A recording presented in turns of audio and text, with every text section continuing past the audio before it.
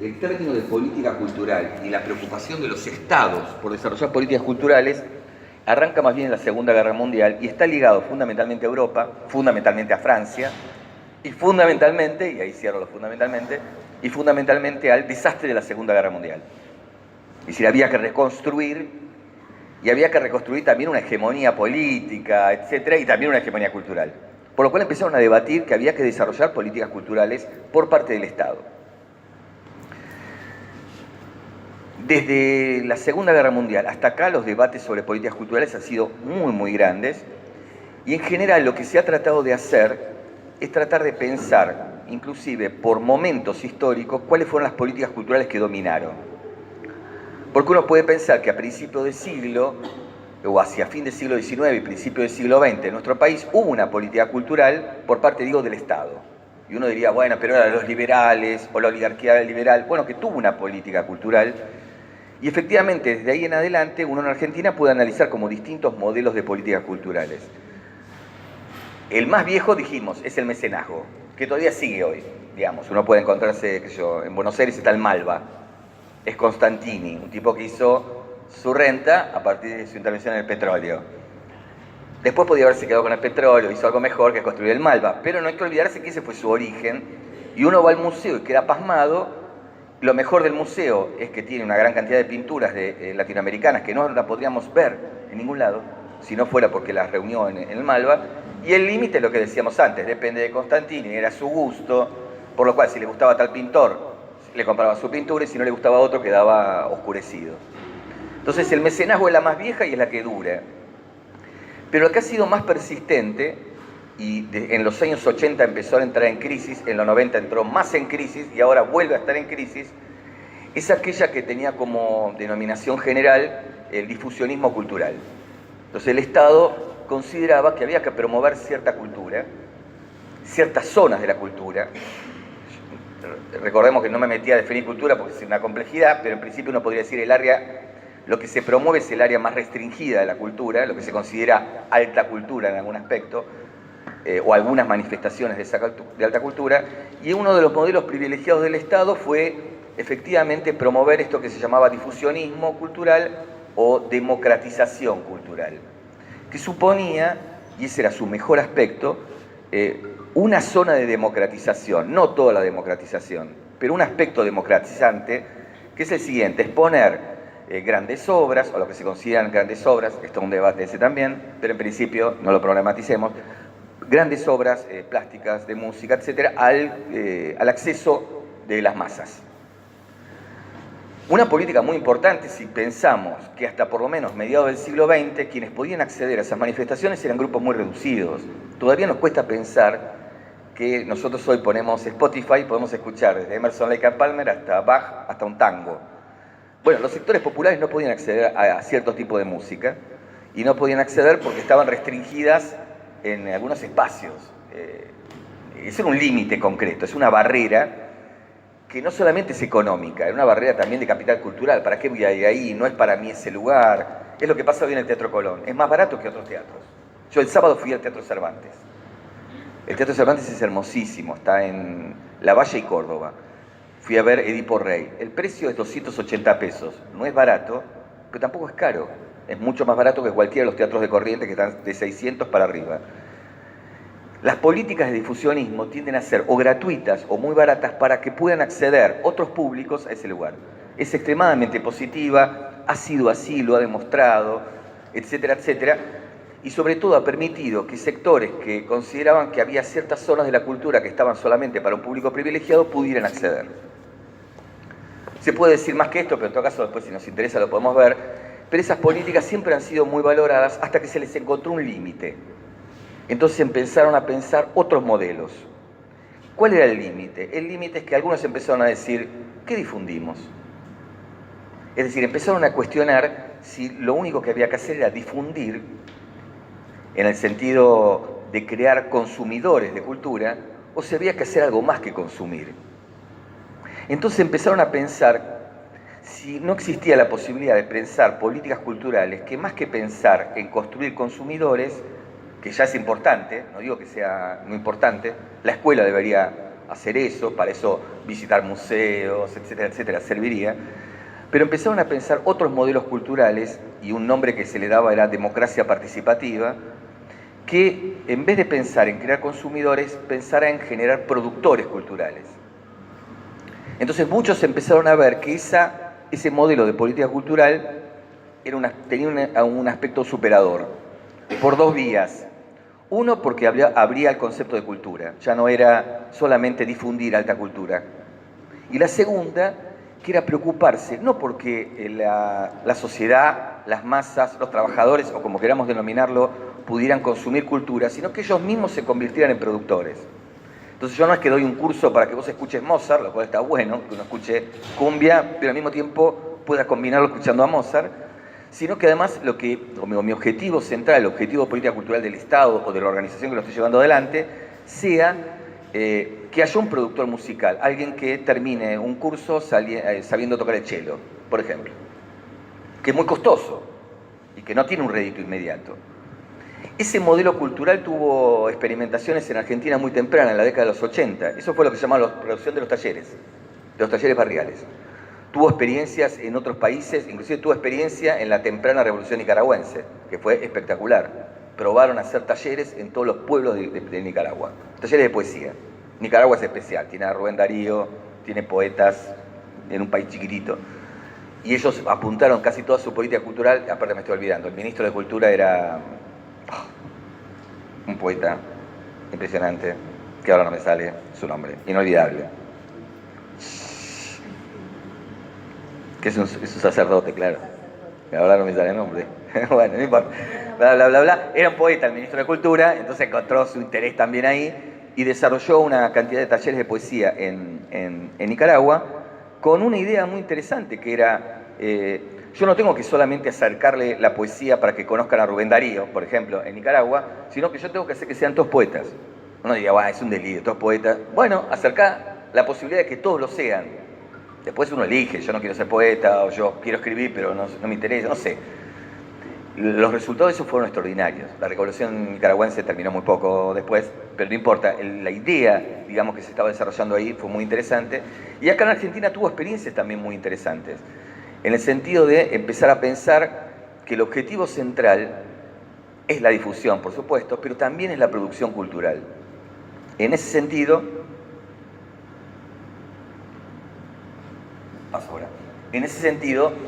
esos proyectos de políticas culturales fueron superadores del anterior modelo de política cultural difusionista. Inclusive algo más, se vio en las experiencias que se hacían, después se vieron también límites en ese modelo, en todo caso después podemos discutirlo, pero en todo caso lo que se vio como interesante en este modelo es que era un modelo que construía a largo plazo. Porque efectivamente, si mi objetivo es construir o producir, valga la redundancia, productores culturales, trabajadores de la cultura, los resultados son a muy largo plazo. Si yo tengo que... si mi objetivo es, miren, yo quiero que haya una orquesta en La Pampa, y para eso necesito no traer músicos ya realizados de otros lados, sino producirlos acá, eso lleva años. Eso que se ve como una ventaja, o que nosotros podríamos ver como una ventaja, mantener una política cultural durante años para que vos tengas en 10 años, no sé, músicos, todo lo que se te ocurra, artistas, etcétera, etcétera, de teatro, lo que sea, quienes llevaban adelante las políticas culturales, como por ejemplo el Estado, lo empezaban a ver como un problema. Por una cuestión de costos y por una cuestión de tiempo de rédito político. Entonces, en los últimos años, y ahí es difícil fecharlo, pero pongamos los 90 y nos ponemos todos de acuerdo más rápido, porque ese es un periodo de una enorme reorganización cultural, las políticas que empezaron a dominar fueron efectivamente las políticas, el inicio, digamos, fueron políticas difusionistas en términos de espectáculos, de organización de espectáculos. Entonces las secretarías de cultura de prácticamente todo el país lo que hacían era organizar espectáculos, lo cual no está mal, salvo que se dediquen solo a eso. ¿Y eso qué hacía? En general lo que hacían era generar espectáculos y derivar o asfixiar financieramente a los talleres. ¿Cuál era el argumento? No era el argumento explícito, pero ¿cuál era el argumento implícito allí? Bueno, una política cultural sirve para promover la cultura en un lugar, en una región, en una localidad, en un país, etcétera, pero también una política cultural sirve para construir una suerte de hegemonía o de imagen de gobierno. Lo primero que se advirtió, frente a lo cual las políticas culturales empezaban a ser a muy corto plazo. Entonces bastaba reunir a 5 o 6 músicos consagrados, hacer un recital, hacerlo gratuito, por lo cual hasta tenían gran adhesión popular, y prácticamente uno podía decir que la política cultural se agotaba allí. Esa fue una orientación muy, muy fuerte, que les diría que se mantiene hasta el día de hoy. Y es una tensión que aparece en las políticas culturales. La segunda tensión, también en contra del modelo de los talleres y de la producción, etc., la segunda tensión es la que yo advierto acá y la que uno advierte en otros lados también, que uno puede decir que se incubó en los años 90, que sobrevivió durante todo este tiempo y que de hecho se activa ahora otra vez, y que tiene que ver con lo que algunos llaman modelo privatizador neoconservador. Hay distintos nombres para esto. Privatizadores es más fácil para entender. Y es un modelo que no piensa en términos de alta cultura, de difusión de alta cultura, porque tiene una concepción de la cultura que está más ligado al rating o al interés inmediato. Entonces ya puede no ser la alta cultura. Yo puedo hacer un recital en la provincia de Buenos Aires donde esté Pimpinela. Y ni siquiera estoy juzgando si Pimpinela es parte de la cultura, porque entiendo que sí es parte de la cultura, sino estoy pensando en términos de las opciones que tiene un público para ver gratuito algo, ¿no? Si es solo Pimpinela o si puedes ver otra cosa. Entonces el modelo de privatización neoconservadora o privatizador, que fue el que se terminó imponiendo y desplazando los otros modelos, es un modelo que tiene una idea de cultura que está más vinculado al número, al rating, que de alguna manera justifica su presentación en términos de, bueno, esto es lo que el público pide o exige. Es un argumento muy fuerte. Es un argumento muy fuerte que condena a cualquier otra muestra que sea minoritaria a la desaparición, ¿no? Yo ahí leía Bustrazo, el poeta, popular no es, pero ni por asomo es popular. Por lo cual, si el eje es el rating o la cantidad de lectores que tiene, tendríamos que borrarlo del mapa. Acá sí es popular. Bueno, pero me refiero a popular en el sentido de que vos vayas... No. ¿Entendés lo que digo? Es popular en ese sentido, ¿no? Si es popular en el ámbito de los poetas, si es conocido, yo vengo de afuera pero conozco. O sea, quiero decir, en ese sentido, si el criterio, si se impusiera, y todo el drama, fíjense que hay décadas de tratar de imponer ese modelo y no lo pueden hacer todavía. No lo pudieron hacer en los 90. Si se impusiera el modelo de privatización neoconservadora, la idea es que lo único que vale en la cultura sería la cultura de lo que está sujeto al rating o a lo masivo. Por lo cual, cualquier otra expresión cultural quedaría completamente asfixiada. Y cualquier otra expresión cultural podría ser algo más o menos alternativo o vinculado a algún tipo de arte que efectivamente no es popular, o debería cerrar instituciones enteras, museos, por ejemplo, que no son efectivamente populares. Entonces tenés ahí como ya un primer problema. Pero además el modelo de privatizador no solo tiene como idea un modelo de la cultura que es más masivo que popular, es más masivo que cultura como manifestación del hombre, de la mujer, etc., sino que además lo que está en el fondo del modelo privatizador es que la cultura no es un derecho, sino que es un servicio. Y eso es un punto muy fuerte del debate que va a contramano de toda la historia de la política cultural. Recuerdan que yo le decía esto de la Segunda Guerra Mundial. Cuando nace la Segunda Guerra Mundial es porque se considera, después de que le sacaron todos los derechos a todos, los mandaron a la guerra, a morir, están obligados a reconocerle ciertos derechos. Entre otros derechos, el derecho a la educación, entre otros derechos, el derecho a la cultura. El modelo privatizador no considera que la cultura sea un derecho, considera en todo caso que es un servicio que algunos pueden garantizarse y otros no. Por lo cual, desde esa perspectiva, el único modelo cultural que funcionaría sería el del mercado. Y el modelo del mercado supone que vos podés acceder a cierto tipo de formación, etcétera, a partir del pago de una determinada cuota o a partir de tu formación particular. Y uno diría, bueno, esto no es lo que funciona en gran parte de la sociedad. Bueno, en gran parte de la sociedad funciona eso. Quiero decir, si alguien quiere hacer un aprendizaje de guitarra, por lo general se lo costea a sí mismo.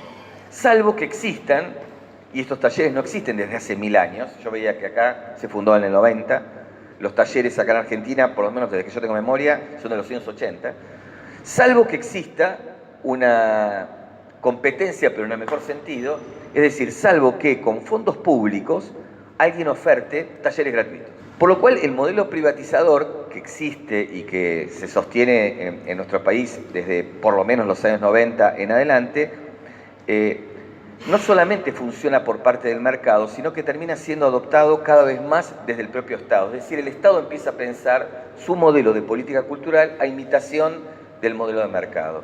No hace falta ni siquiera pensar demasiado, por lo que me comentaban las compañeras y los compañeros hoy de la mañana, que vaciar este lugar es la primera expresión para sacarse de encima una actividad de política cultural.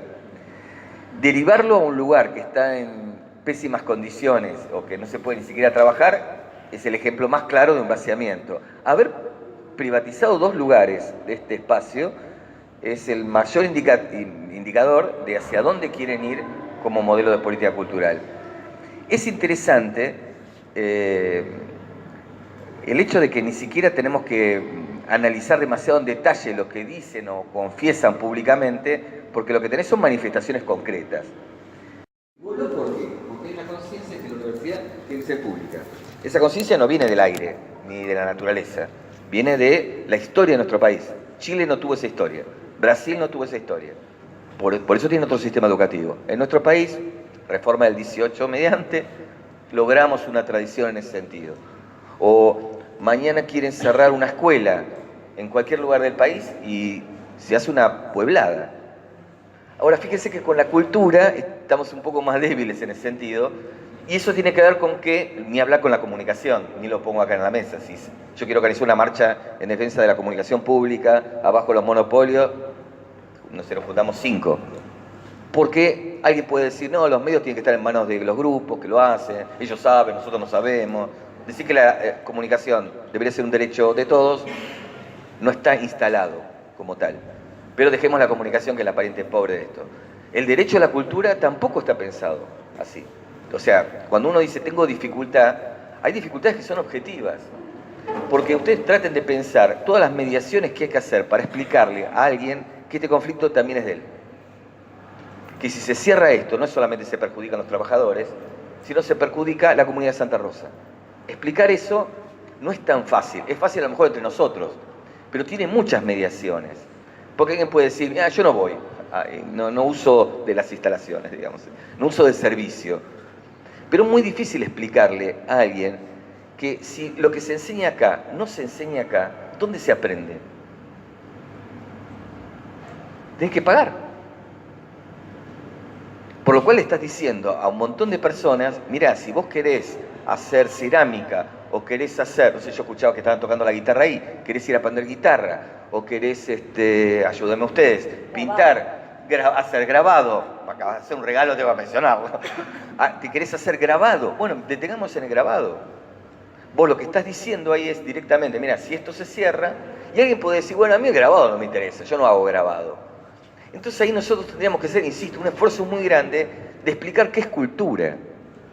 Y ahí también tenemos un poco de responsabilidad nosotros, porque como tuvimos la fortuna, por distintos azares de nuestra vida, que no son tan azares, de construir un cierto capital cultural, etcétera, etcétera, a veces damos por naturalizados ciertas cuestiones y nos sentimos, bueno, nosotros tenemos cierta capacidad y dones especiales y por algo nos gusta la cultura.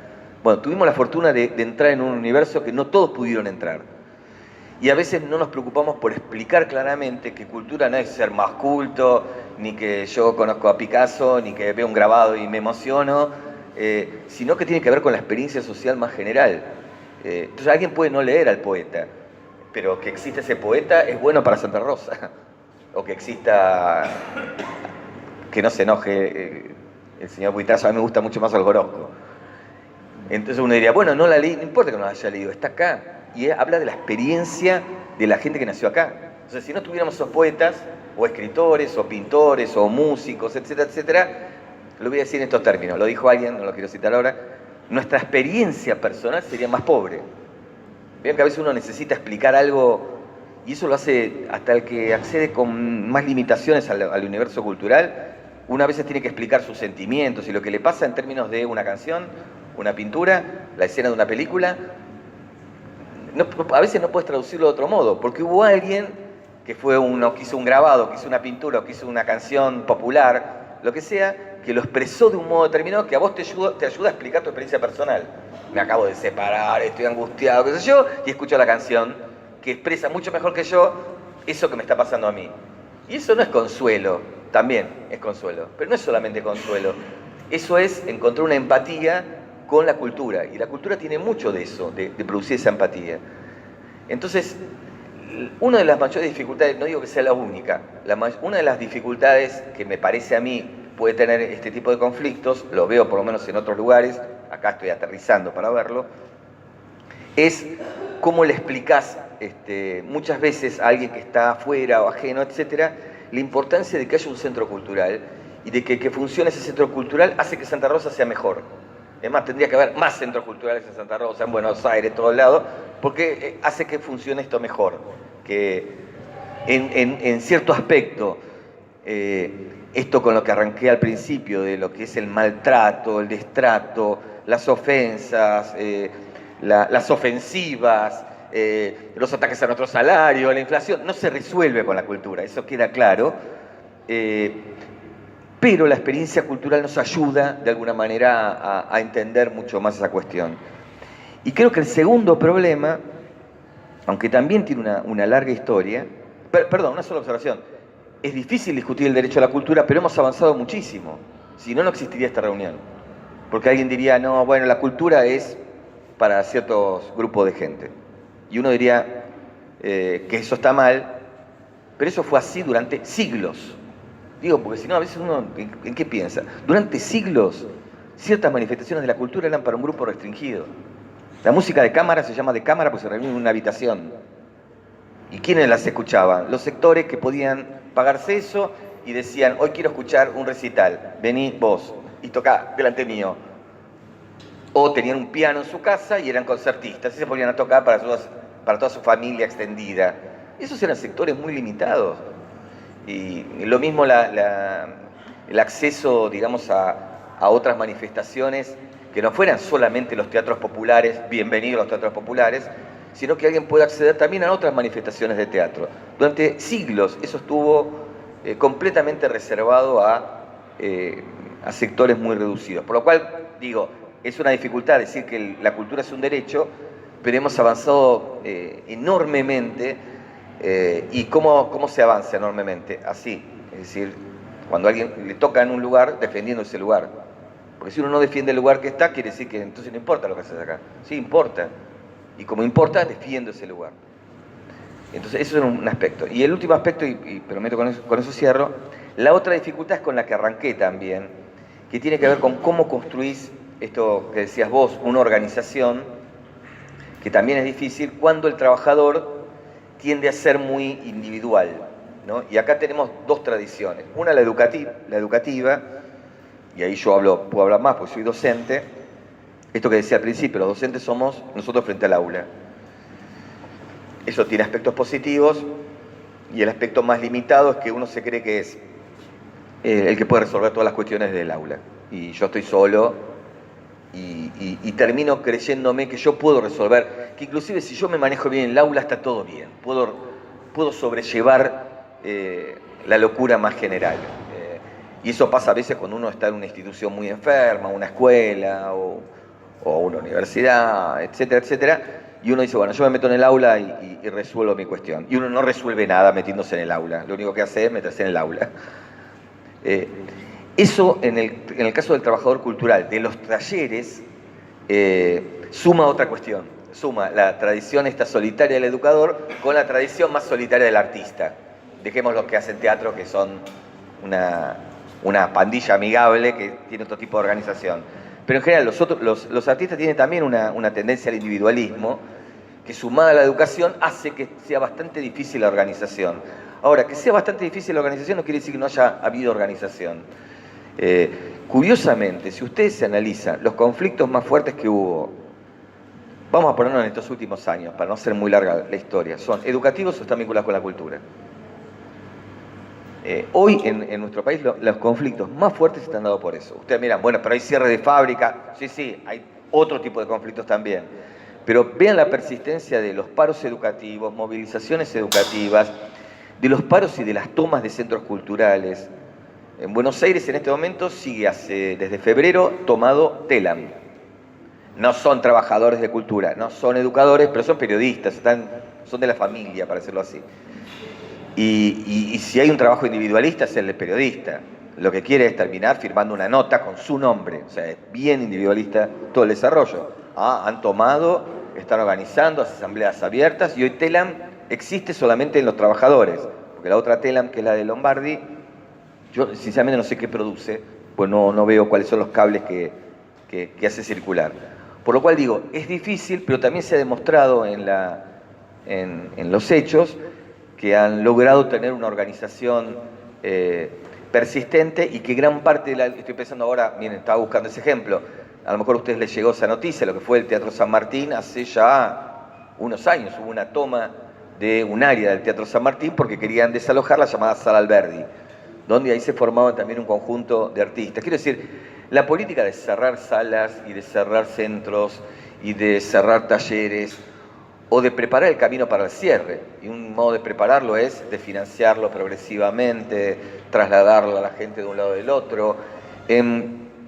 Perdón por todos los ejemplos de Buenos Aires, pero se lo doy para que vean que la situación es más grande, es nacional. Se los comentaba hoy a la mañana. Hace 2 meses que está amenazado de traslado la escuela de cerámica que funciona desde que yo era chiquito en el barrio de Almagro y la quieren trasladar a un barrio que está a 1 hora de viaje del lugar. Hasta el día de hoy siguen en conflicto. Están allí los docentes y los estudiantes, es un secundario que los forma, la salida creo que es técnico en cerámica, no sé ahora el título. Están en tomas, asambleas, movilizaciones permanentes desde hace, creo que desde comienzo de clase, desde marzo. Por lo cual les digo, si ustedes ven cuáles son los conflictos más, quizás más persistentes de estos últimos años, son los educativos y los culturales. Y no es casualidad, porque efectivamente son las áreas que más rápidamente van a ajustar. Incluso las van a ajustar, hoy me contaban un ejemplo que era interesante para poner en juego, las van a ajustar con argumentos falsamente, o no falsamente, verdaderamente demagógicos, al estilo de hay otras prioridades, que es un argumento que es muy utilizado cada vez que se quiere invalidar o deslegitimar la lucha de los trabajadores de la cultura. Entonces creo que ustedes me contaban hoy lo de las cloacas. No podemos hacer cloacas. Bueno, si me ponen las cloacas al lado de una clase de guitarra, no tengo punto de comparación. No tengo. La pregunta que uno se hace, desde, ya no de la ingenuidad, sino desde el sentido más común es, ¿por qué contraponer las cloacas con la clase de guitarra? En todo caso, contrapongo el pago de la deuda externa con la clase de guitarra, pero no la cloaca. La cloaca la necesito y la clase de guitarra la necesito en otro nivel de necesidad, ¿sí? No de necesidad tan elemental como tener cloacas, que debería ser algo resuelto por nuestro país desde hace más de 100 años y que todavía seguimos en todo el país sin cloacas, sin gas, sin luz, etc. No está en el plano de las necesidades más elementales, pero está en el plano de otras necesidades que también tienen su grado de elementalidad, para decir así, que tiene que ver con la capacidad de una sociedad de acceder ampliamente al universo de cultura. Y con esto cierro. Acceder al universo de cultura no quiere decir que uno tenga que obligadamente ir a un museo o a un teatro o lo que sea, sino que uno tenga en su menú de oportunidades la posibilidad de hacerlo o no. No que esté condenado de antemano a solamente poder circular en un mismo ámbito. Yo muchas veces le digo a los alumnos, cuando discutimos sobre políticas culturales, que la política cultural debería ser como el dial de la radio. Vos te quedás en donde vos querés, pero podés naufragar por todos los demás y no tenés a alguien que te vete, que te diga, no, vos no podés entrar ahí. Yo puedo entrar ahí. Después si me gusta o no, me quedo. O me quedo, lo que hacemos muchas veces nosotros. A mí me puede gustar Mozart, pero no escucho todo el tiempo Mozart. A veces escucho otra cosa. Bueno, pero tengo esa oportunidad de hacerlo porque puedo naufragar. Bueno, muchos sectores de nuestra sociedad, los sectores populares, los trabajadores, no tienen acceso muchas veces a estas manifestaciones y no tienen acceso no porque no tengan solamente plata, porque a veces no es cuestión de plata. Los museos pueden salir 0 pesos. No es una cuestión de plata, es una cuestión de que no han tenido espacios, y cuando se construyen lo quieren cerrar, que les permitan formarse como consumidores, pero también, decíamos, como productores.